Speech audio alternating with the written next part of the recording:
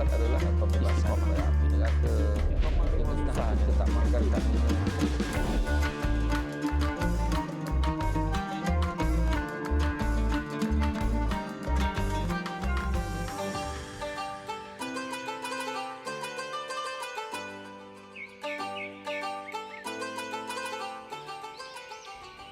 Khalifah Harun Ar-Rashid pernah mengungkapkan, aku tidak berbangga dengan kejayaan yang tidak aku rencanakan, seperti mana aku tidak akan menyesal dengan kegagalan yang terjadi di hujung usaha. Renung-renungkan.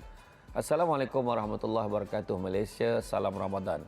Alhamdulillah, syukur sekali lagi saya Syamsul Debat diberi peluang untuk bersama-sama dengan anda di saluran TVS di dalam satu rancangan Bual Bicara Santai Debat Ramadan.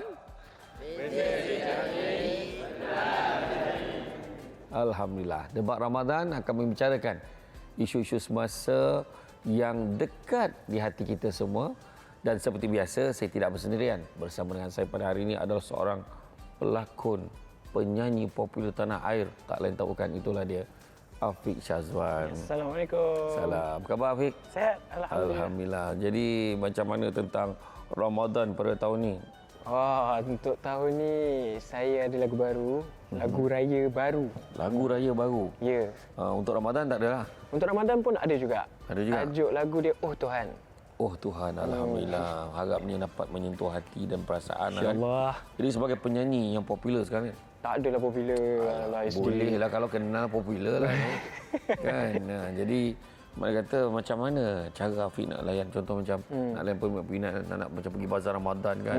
Kalau jumpa tu mereka bertegur tu, saya layan macam kita pernah kenal lah. Kalau lain lagi pula makcik-makcik yang ada dekat bazar Ramadan tu. Bila kenal, nak beli 2 plastik jadi 4 plastik. Jadi ada lebih 2 lah. Mungkin dia ambil peluang untuk bersedekah di bulan Ramadan. Jadi saya terima saja, dan kadang-kadang pun saya ambil kesempatan bulan Ramadan ni, saya sedekah balik kepada peniaga-peniaga. Alhamdulillah. Kan kalau ada peluang saya nak ikut Afiq sekali.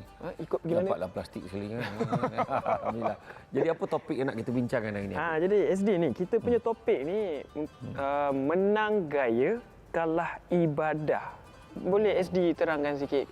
Macam tu kalau cerita tu maknanya gaya lah. Maknanya nak lebih, nak menunjukkan, nak menonjolkan gaya. Mungkin kekemasan kita, kecantikan ke.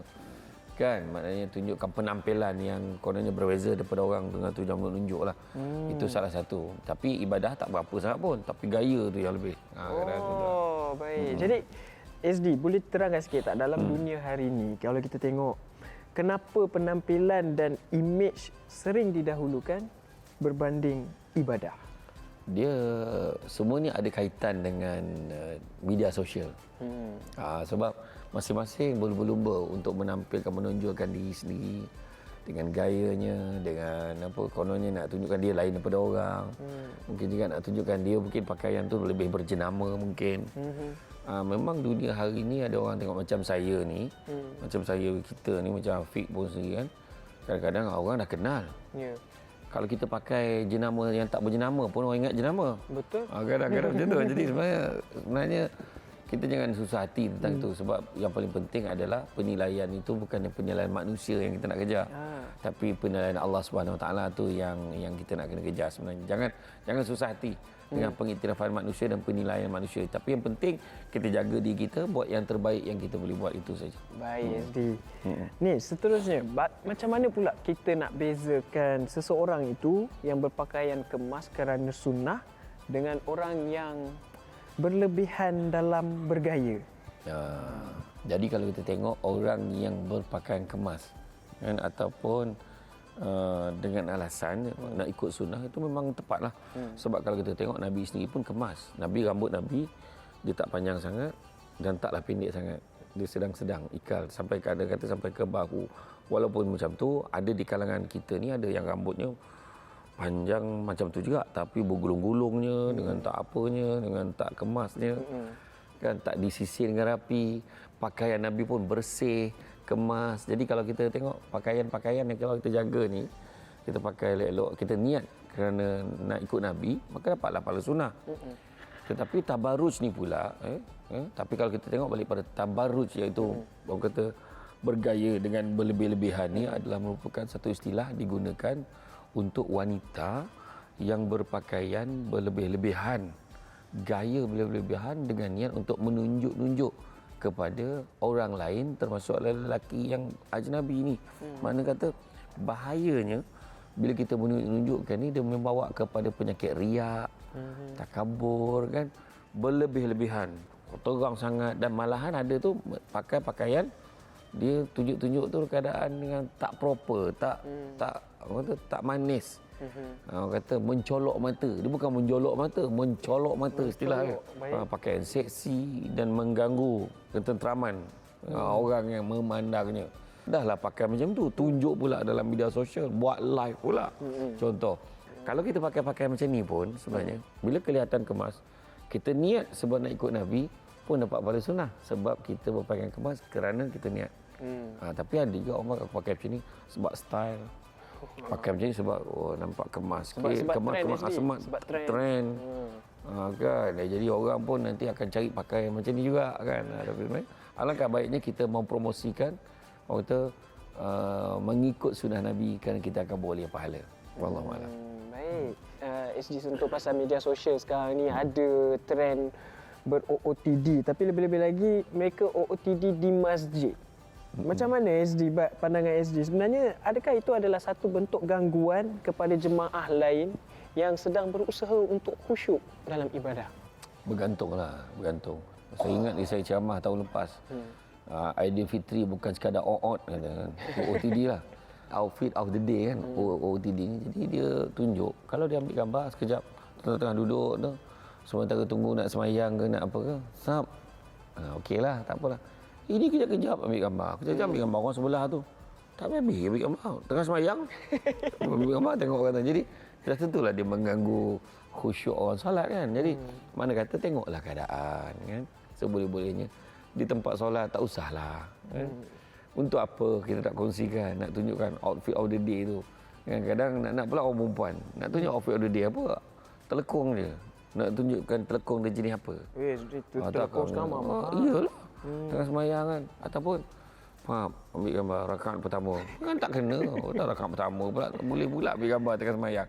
Jadi sudah tentulah itu akan mengganggu kekhusyukan dan juga boleh mengganggu fokus jemaah-jemaah yang lain yang berada di masjid ni. Ni bila cerita tentang Ramadan, kita pun akan hampir raya. Jadi lebih-lebih lagi bila Aidilfitri ni kadang-kadang kita lihat ramai yang sanggup berhabisan wang ringgit, ribuan ringgit untuk baju raya SD. Tapi rasa berat hati nak keluarkan duit yang senilai itu untuk bersedekah maupun zakat. Macam mana tu SD? Itulah bezanya kan antara dunia dan akhirat. Jadi kalau kita faham bahawa ada tuntutan-tuntutan akhirat yang perlu kita penuhi, tentu kita akan lebih bersederhana. Tetapi masalahnya bila orang mengejar dunia, dia pentingkan pengiktirafan manusia, dia pentingkan penerimaan masyarakat sosial di dalam media sosial. Maka dengan itulah mereka sanggup berhabis ribuan ringgit. Contohnya tudung kan, tudung pun mahal pula sekarang ni. Dia kata, saya cakap, mana dia orang pakai tudung macam ni lagi dah? Kena pakai tudung macam ni. Sedangkan sama je tetap tudung. Begitu juga dari segi pakaian. Yang paling penting sekali adalah pakaian itu menutup aurat. Tapi ini kadang berlebih-lebihan sebab tanggapan, pandangan, penerimaan. Contohnya kawan-kawan dia semua pakai pakaian ni macam tu. Takkan dia nak pakai pakaian yang lambak yang beli 3-10 ringgit gitu. Dia bimbang, dia tidak diterima oleh sahabat-sahabatnya. Itulah sebabnya kalau kita nampak ramai orang yang sanggup berhabis-habisan ribuan ringgit, jutaan ringgit. Pak kata orang Perak tu apa? Biar pape asal bergaya. Macam itulah. Sanggup buat loan kadang-kadang nak kaya kan, macam Afiq cakap tadi. Pinjaman peribadi sebab dia nakkan ada tunai supaya dia beli shopping. Dia shopping, dia pergi beli pakaian. Raya pertama pagi macam mana, raya kedua pagi macam mana, raya ketiga pagi macam mana. Malam nak beraya juga. Beraya juga tapi nak ni. Warna lain pula. Warna lain. Zaman open house, lain pula pakaian dia. Jadi sanggup buat loan. Lepas tu buat loan yang paling sedih sekali tu bukan hanya pakaian. Buat loan pula untuk beli ini ansuran mudah pula. untuk beli telefon bimbit. Supaya balik raya nanti orang nampak jenama telefon ni macam mana. Kan? Walaupun dalam tu kredit pun tak ada. Contohlah, tapi yang penting dapat tunjuk kepada orang lain. Jadi inilah yang kalau kita katakan orang sanggup habis ribuan ringgit hanya untuk pakaian raya. Tetapi amat berat mengeluarkan zakat, sedangkan zakat dan juga sedekah itu adalah saham kita untuk hari akhirat nanti. Saham kita untuk dalam kubur nanti. Maka langkah ruginya kalau kita tidak berusaha untuk mendapatkannya untuk alam yang kekal abadi. Wallahu a'lam. Baik, terima kasih SD. Mantap tak penjelasan SD tadi? Alhamdulillah. Jadi kita nak berehat terlebih dahulu. Jangan ke mana-mana. Kita jumpa lagi selepas ini tentunya dalam Debat Ramadan. Kita jumpa selepas ini.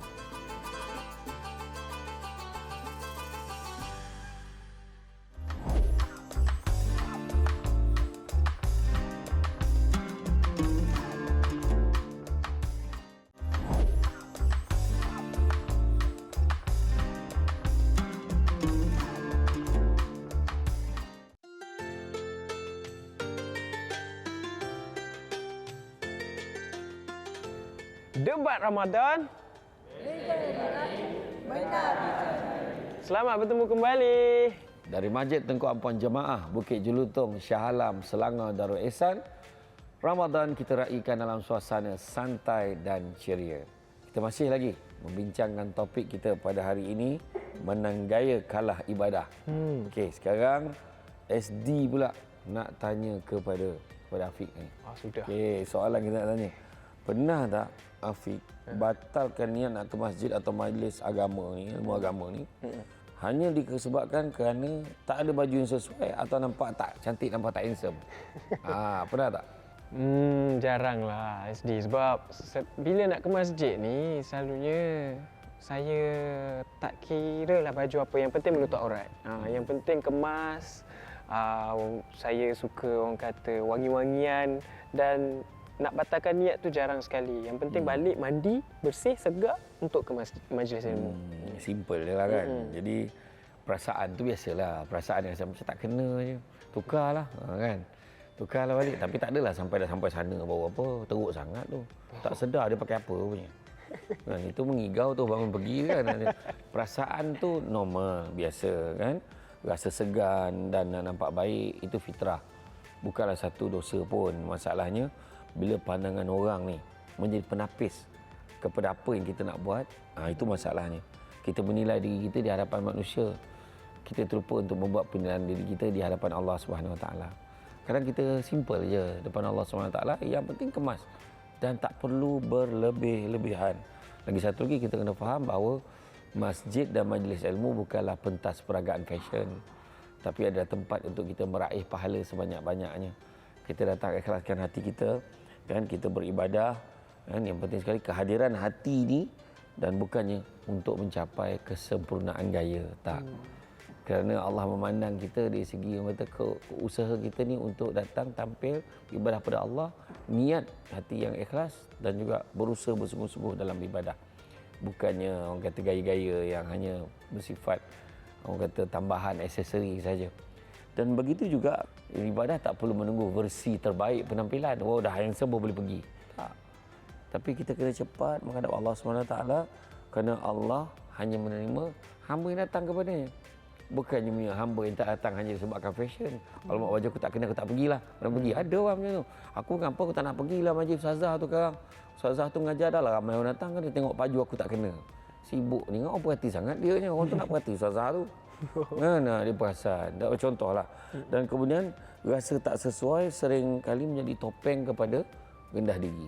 Sebab kita rendah diri. Aku rasa aku tak elok lah. Aku pakai ni pun tak elok. Aku tu tak elok. Jadi kadang dia membawa kepada penyakit yang lain, bukan soal baju, tapi kadang soal keyakinan dirinya yang belum boleh dipulihkan, kerana sebenarnya yakinnya apa? Akhirnya orang tak perhati pun apa kita pakai. Yang penting orang nampak kemas, nampak elok, orang okey je berbual kita, tak tengok pun. Kan? Adalah satu dua yang perasan, ini bukan baju semalam ke? Mungkin ada seorang lah. Dan begitu juga, kan, jangan kita biar wardrobe, almari pakaian kita ni menentukan jarak kita dengan Tuhan. Jangan sekali-kali. Baik. Wallahu a'lam. Baik, jadi SD sebenarnya saya ada soalan. Macam mana kalau kita ni nak bina ibadah yang stabil tanpa perlu kita mengorbankan cita-cita dunia? Tak ada masalah pun. Kita dalam hidup kita ni, kita disarankan bekerjalah kamu seolah-olah kamu hidup 1000 tahun. Beribadahlah kamu seolah-olah kamu akan mati esok. Jadi kalau kita dalam beribadah, dalam masa yang sama kita bekerja, tak ada salahnya. Kita bekerja, cari rezeki, kan? Dalam masa yang sama kita tak tinggalkan ibadah kita. Kan? Jadi kemudian yang paling penting sekali, walaupun kita bekerja, ramai juga di kalangan kita terlupa untuk meletakkan bahawa bekerja itu juga adalah sebagai satu ibadah sebenarnya. Bekerja benda baik, diizinkan oleh Allah kaedahnya, dan niat pula kerana Allah, maka cukuplah syaratnya untuk menjadikan kerja itu sebagai satu bentuk ibadah sebenarnya. Dan jangan kita beralasan, oh aku tak boleh nak ni lah, tak boleh, oh aku tak sempat nak solat lah, aku tak sempat ni sebab aku sibuk dengan ini, aku tak boleh. Itu sebab yang kita sebut tadi tentang gaya tu pun sama juga. Disebabkan gaya maka dia tak nak beribadah. Jangan sekali-kali. Itu pandangan saya lah. Baik, terima kasih SD. Okey, jadi sekarang masanya untuk kita open mic, yang mana kita nak menerima soalan-soalan daripada penonton kita yang bertanyakan soalan jika ada. Silakan. Assalamualaikum warahmatullahi wabarakatuh. Saya Muhammad Ahmad Taqiyuddin bin Muhammad Yusof dari Madrasatul Quran Darussalamah. Saya adalah seorang pelajar. Soalan saya, apakah tanda paling jujur seseorang sebenarnya sedang kalah dalam ibadah? Terima kasih. Okay, apakah tanda paling jujur seseorang itu sebenarnya sedang kalah dalam ibadahnya? Jadi kita tahu dalam mencapai kesempurnaan ibadah ada 4 perkara kena ada. Pertama, mesti dengan ilmu. Yang kedua, mestilah datangnya dengan niat. Ketiga, mestilah ikhlas. Dan yang keempatnya, ada perubahan pada tindak tanduk dan perangai. Maknanya jadi lagi baik kalau tidak ada masalah dengan ibadahnya. Dan persoalan tentang tanda-tanda yang paling jujur seorang itu sedang kalah dalam ibadah, pertamanya kalau kita tengok, ibadah sentiasa jadi pilihan terakhir.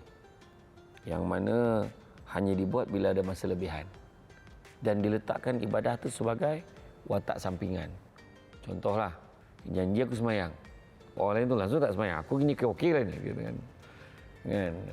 Walaupun aku semayang laju, janji aku semayang. Kata. Kualiti tak mustahak. Paling tidak aku jaga dah solat aku yang itu je sudah lah. Yang lain tu sunat aja. Nampak? Dia meletakkan watak sampingan saja kepada ibadah solat. Dan ibadah itu sendirilah dia mengambil ringan, meremehkan ibadah.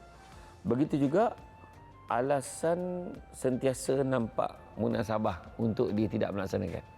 Contohnya, bukan tak semayang, penat, dah terlelap, kan? Dah tertidur, nak buat macam mana? Jaga-jaga dah pukul 2. Teruk betul tidur, pukul 2 petang baru bangun. Kan, macam tu lah. Dia bukan subuh gajah dah, subuh dinosaur. Dah pupus dah waktu tu. Kan? Dan begitu juga hilang rasa bersalah bila meninggalkan ibadah. Maknanya hatinya dah mula rasa biasa. Sebab kita nampak tu, betulkan yang biasa, biasakan yang betul. Kata biasa, satu hari tu, alamak, tak zuhur lagi ni. Esok tu tak zuhur, tak asar. Esok tu sudahnya, tak semayang. Ada berapa hari pun tak semayang ni? Sudahnya tanya, bila last semayang? Kata. Bayangkanlah kan, ada seorang hakim di Yaman dulu, sepanjang hayat dia, hanya 2 kali sahaja dia tidak bersolat berjemaah. 2 kali saja hakim di Yaman. Dan bila ditanya pada dia, dia merasakan bahawa sehingga ke hari ini, aku masih merasakan yang 2 waktu yang dia tadi tak buat solat jemaah tu, dia masih lagi belum bersolat. Dia rasa macam dia tak solat. Punyalah, dah biasa solat berjemaah ni. Menyebabkan 2 waktu yang dalam hidup dia tak semayang jemaah tu, dia rasa dia belum semayang lagi. Dia rasa macam tu. Kita janganlah kan, kalau tanyalah kita, alamak, yang berjemaah tu pula boleh kira berapa. Yang tu lah kan. Tapi orang sini tak, orang tempat lain. Dan begitu juga kalau kita tengok, tanda paling jujur seorang sedang kalah dalam ibadah adalah lebih sensitif memandang pengiktirafan dan juga pandangan mata manusia daripada mementingkan tanggapan Allah kepada dirinya. Itu bahaya dia. Jadi dia takut dinilai orang, bukannya takut dia orang kata istilahkan sebagai lalai kepada Tuhan. Dan begitu juga kalah ibadah ini bukannya bila kita jatuh, tapi bila kita terhenti perasaan dalam hati untuk bangkit daripada kejatuhan tu. Kita dah tahu kita dah tinggal solat.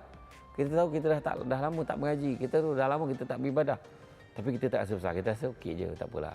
Besok dah tua-tua, esok bolehlah beribadah balik. Jadi dia terlupa bahawa mati tak syarat sakit. Mati ni bukannya syarat tua, tapi mungkin juga muda pun boleh mati. Kan?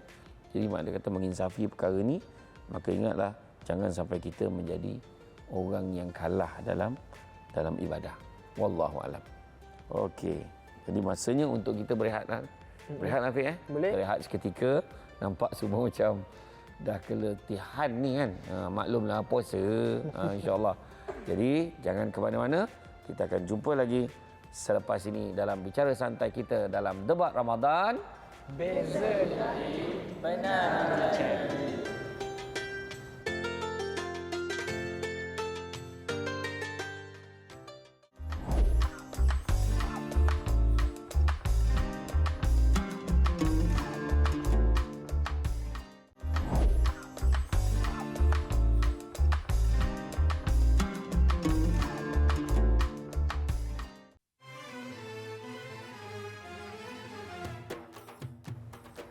Fakta Ramadan. Tidur sepanjang hari di bulan Ramadan tidak membatalkan puasa, tetapi hukumnya makruh kerana Ramadan adalah masa untuk memperbanyakkan ibadah. Namun jika seseorang tidur dengan niat merehatkan badan supaya dapat beribadah dengan lebih baik, tidurnya boleh menjadi ibadah. Menariknya, tidur orang yang berpuasa secara umumnya dikira ibadah selagi dia berada dalam keadaan berpuasa. Ramadan bukan untuk tidur sepanjang hari, tetapi untuk menjadikan setiap detik bahkan rehat itu bernilai ibadahnya. Itu fakta, bukan auta. Debat Ramadan Benar dicari. Alhamdulillah. Salam Ramadan buat semua penonton-penonton TVS. Di sini saya ada soalan untuk penonton di rumah dan juga untuk tetamu kita Afiq Syazwan kita nak tanya. Jadi apakah perkara dunia yang paling mencuri masa ibadah Afiq agaknya? Perkara dunia Saya rasa media sosial. Media sosial. Dan juga saya ni kira remaja lah SD kan. Boleh ke? Boleh lah. Remaja lah kan. Saya rasa permainan video game secara online. Okay. Mungkin anak-anak muda sekarang ramai yang terlibat dengan permainan game e-sport, macam-macam permainan yang ada. Jadi dunia online permainan ni yang membuatkan mereka leka. Mengambil masa yang agak lama. Itu memang isu antarabangsa tu, bukan isu negara kita je. Isu antarabangsa memang itulah yang paling banyak sekali. Kalau macam dulu TV, radio, terus sekarang ni dengan permainan e-sport yang disebut oleh Afiq tadi. Dan begitu juga dengan media sosial, scroll, tengok seronok-seronok, gelak-gelak, dah habis masa. Jadi sedangkan masa tu sepatutnya dimanfaatkan dengan amal ibadah. Jadi kalau kita tengok perkara dunia ni memang mencuri masa ibadah. Dan kalau kita tengok masalahnya bukannya dunia, tetapi masalah tu adalah keutamaan. Bagaimana cara kita meletakkan keutamaan dalam hidup kita. Kalau kita meletakkan matlamat kita nak kejar akhirat, keutamaan kita sudah tentulah ibadah.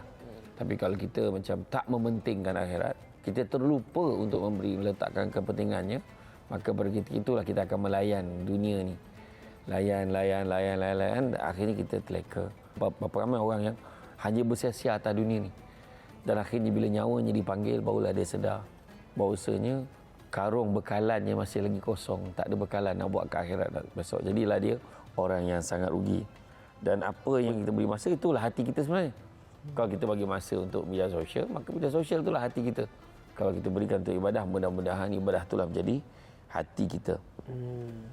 Begitulah. Jadi macam mana sebenarnya kalau kita nak ubah keutamaan bila persekitaran kita sendiri yang menilai kejayaan itu melalui gaya dan juga status saya sendiri? Jadi kalau circle kita tu mengajak kita kepada orang kata beribadah, sudah tentulah kita akan beribadah. Tetapi kalau circle itu kan, kalau hanya ni, kita pun akan ikut-ikutlah. Kita ikutlah nak gaya, nak ini, tapi akhirnya ibadah kita tolak ke tepi. Jadi itu kita kena tegas. Tu sebab orang cakap taufik kena ada, hidayah pun kena ada. Hidayah ni petunjuk, benda buruk dan benda baik. Taufik ni kekuatan untuk kita ubah. Tu menjadi kepada fokus kita kepada ibadah. Kita ingatkan dalam peristiwa Isra wal Mi'raj kan. Bila ada seorang perempuan bawa tunjuk barang perhiasan kepada Nabi. Nabi tidak mempedulikannya. Maka kata Jibril, itu adalah langkah yang tepat. Kalau Nabi melayan, nescaya umat baginda akan lebih mengutamakan dunia daripada akhirat. Itu sebab Nabi tak layan benda-benda yang bersifat dunia, sebab yang dunia ni pun sementara je sifatnya. Itu sebab macam gaya ni kan sampai masanya, kan kita pun yalah bukannya sentiasa muda. Kan sampai masanya tua. Dan bila tua pun dah terbatas dah fashion yang dia boleh pakai. Kalau pakai macam ni kata pun terbiat pula. Kalau pakai macam ni pun akhirnya lawa kain daripada orang. Macam tu. Contohlah, contoh. Jadi sebenarnya kecantikan yang kita nak kejar adalah kecantikan dalam hati kita. Supaya kita tidak, orang kata tidak tersalah arah dan sebagainya. Wallahualam. Baik, SD. Macam mana kita sebagai ibu bapa, saya belum ibu bapa, tapi mungkin ada ibu bapa yang di luar sana yang boleh mendidik anak-anak supaya lebih menghargai pengisian malam Lailatul Qadar berbanding keterujaan baju baru raya. Itulah. Dia nak buat macam mana kan, ujian keliling kita. Promosi untuk Lailatul Qadar tu tak berapa sangat. Dia Lailatul Qadar versus Lailatul Syamal. Syamal tu maksudnya shopping mall. Macam tu kan. Jadi orang lebih kejar yang itu. Lepas tu dengan harga roboh, bukan runtuh ke dah. Harga roboh, harga berterabur, macam-macam lah. Kan jadi orang pula tengok, ada tak harga runtuh? Runtuh orang tengok. Sedangkan pahala yang dah ready untuk kita ni. Kan Allah nak bagi, bayangkanlah. Lailatul Qadr khairum min alfi syahr. Malam Al-Qadar itu lebih baik daripada 1000 bulan, bukan malam. 1000 bulan. Bersamaan dengan 83 tahun lebih, 83.333. Bayangkan kan, rugilah kita kalau kita tak memanfaatkannya. Kan kalau satu malam boleh cover semua hidup, apalah salahnya? Rugi kita daripada kita membazir buang masa, mengambilkan duit dan sebagainya untuk tujuan gaya tadi. Itulah tanda kita kalah ibadah. Wallahualam. Baik, jadi terima kasih SD. Okey, jadi tadi kita dah buka soalan untuk kepada penonton kita. Kita nak buka sekali lagi open mic kepada penonton jika ada soalan. Silakan. Assalamualaikum warahmatullahi taala wabarakatuh. Saya Datuk Haja Nahar binti Ahmad daripada Renai Jelutong, Bukit Jelutong. Soalan saya, bagaimana nak reset hidup bila kita sedar gaya kita dah terlalu mendahului ibadah? Terima kasih. Dia kalau ikutkan, dia kena dah terlalu jauh mendahului ibadah tu, maknanya ada benda lain yang mendahului ibadah tu. Maknanya dia terlalu sibuk, terlajak sibuk ni. Kerja hakiki dia ada. Kemudian ada pula jawatan NGO lagi. Lepas tu persatuan ni dia juga pengurusi. Tak pengurusi pun orang kuat. Tanggungjawab banyak. Banyak tanggungjawab. Jadi dalam perkara tu sebenarnya dalam hal ini pentingnya kita reset ni bermula dengan kita jujur dengan diri kita. Apa yang patut kita utamakan. Yang lain tu bukan kita suruh abaikan, berhenti terus. Tak. Tapi keutamaannya. Pergi ke mana-mana, ibadah tak tinggal. Boleh je kalau pergi untuk berpersatuan, bermesyuarat, tak ada masalah. Tapi ibadah tetap jadi agenda utama. Dan begitu juga, gaya tu kadang-kadang bila terlampau menekankan gaya hidup, gaya dan sebagainya, kadang-kadang menyebabkan gaya tu ambil ruang. Akhirnya, ruang untuk ibadah tu dikecilkan. Jadi sempit masanya. Jadi kalau buat pun ala kadar je. Tak bersungguh-sungguh sebab tidak memfokuskan, tidak memperuntukkan masa yang khusus untuk ibadah sebagai bukti ia juga diutamakan. Dan begitu juga tak perlu ubah semua. Cukup kita mengubah cara kita menyusun keutamaan, menyelaraskan aktiviti yang kita laksanakan pada setiap hari. Bila Tuhan kembali dekat dalam kehidupan kita, insya-Allah semuanya akan teratur, semua akan tersusun dengan izin Allah Subhanahu Wa Taala. Begitu juga ibadah bukan gangguan hidup. Tapi ibadah ni adalah penentu arah hala tuju ke mana hidup kita ni. Kadang-kadang tak penting sangat pun bagaimana kita bermula. Tapi yang penting bagaimana kita berakhir. Bagaimana kita di hadapan Allah Subhanahu Wa Taala. Reset ni bukannya untuk nampak soleh. Tetapi reset ini adalah untuk rasa selamat. Dan bila kita rasa selamat, kita rasa tenang. Dan bila rasa tenang, insya-Allah hidup kita akan kembali seimbang. Baik, terima kasih. Deep ya jawapan SD tadi. Tapi itulah dia penjelasan SD yang cukup menarik. Senyum gelak sama-sama, tapi apa yang paling penting intipatinya. Kesimpulannya, gaya mungkin membuat kita nampak menang di mata manusia, tapi hanya ibadah yang menjamin keselamatan di hadapan Tuhan.